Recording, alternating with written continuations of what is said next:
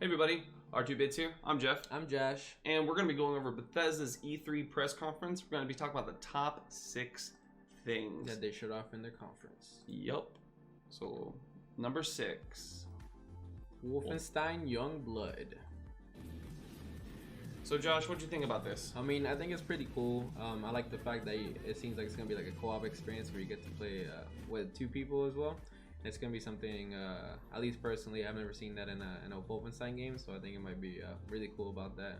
It seems pretty gory, it seems there's a lot of shit going on, and it just looks pretty badass to me. I also think it's cool because you don't have to necessarily play a co-op, which I'm thinking the AI is going to take over the other person's spot, right? Yeah. But it looks really interesting. I mean, it looks like a Wolfenstein game. I also think the story idea is kind of cool. It's set in the 1980s, and it's the main dude's twin daughters, which is kind of cool, right? Get that girl power in there. It's pretty badass. Female characters. Sounds cool. Number 5. It's going to be the service Orion. So basically, what this is a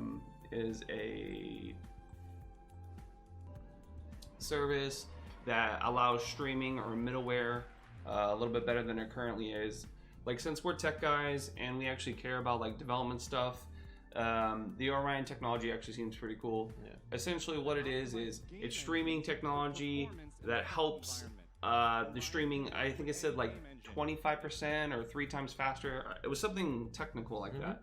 But I mean, it did look cool. It was weird that they did talk about like streaming tech, like a middleware solution in the middle of their E3 press conference. But I mean, it's id. Like, they also claimed about how they did the first VR too, so I don't know if necessary. It's 2019 is going to be the year of streaming games now.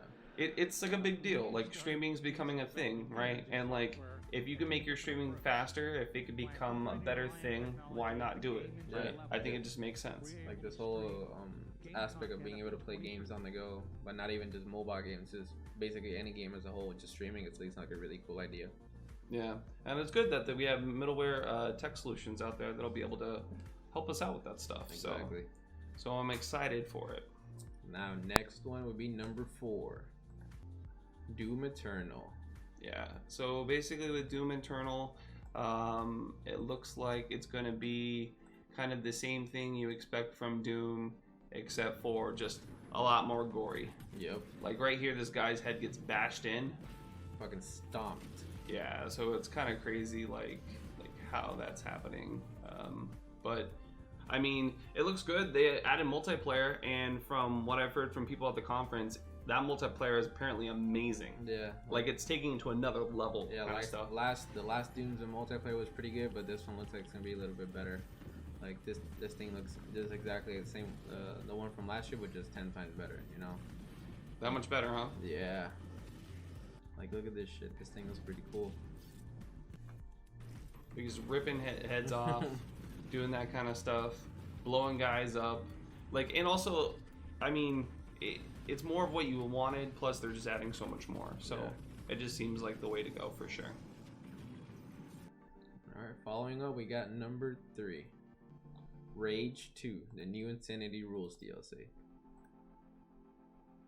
Personally, the things I really like about Rage is the whole kind of Mad Maxy kind of theme. Like this game and Borderlands is really attractive to me, and this game just seems really cool. I like the storytelling, how they make it pretty funny and pretty interactive, so it's not like it's something boring. You're always keeping in touch with the characters, and this is really cool. And then the art style for me just looks pretty fucking badass. I like how they went real wonky with the DLC clearly, because like a lot of people I think were expecting from the game for it to be like kind of crazy Borderlands-esque, and it wasn't so much. But now with this DLC, like I think they're really leaning into it hard, and I think that's why right now it's at our number 3 spot, because like why wouldn't it be? Like I mean, we love crazy fun stuff, we love having a good time. Like I think it just makes a lot of sense on a lot of levels. So I mean, like, why not necessarily, right? Exactly.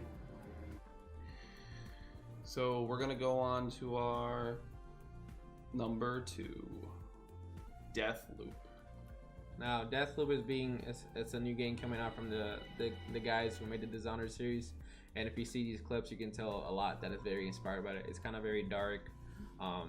It's gonna be very fast paced. The shooting seems pretty cool, and then we have a female character again in this game. It looks, for me personally, looks pretty cool. Bringing female characters into as a main character and stuff like that. I think it has a good art direction, right? Like it just feels good. It looks good. I mean, the Dishonored games are really good in general. Yeah. They had a good feeling to them. The only thing that sucked is there was no gameplay with this. It was all cinematic. It's very cinematic.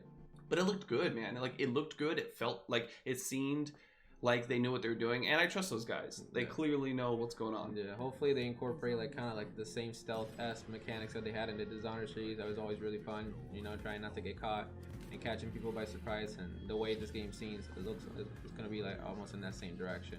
And I think she even has like a superpower because I saw her like morphing or like teleporting around different places. So it just looks gonna be like a Dishonored kind of experience, but obviously in its own kind, and it's gonna be pretty fun.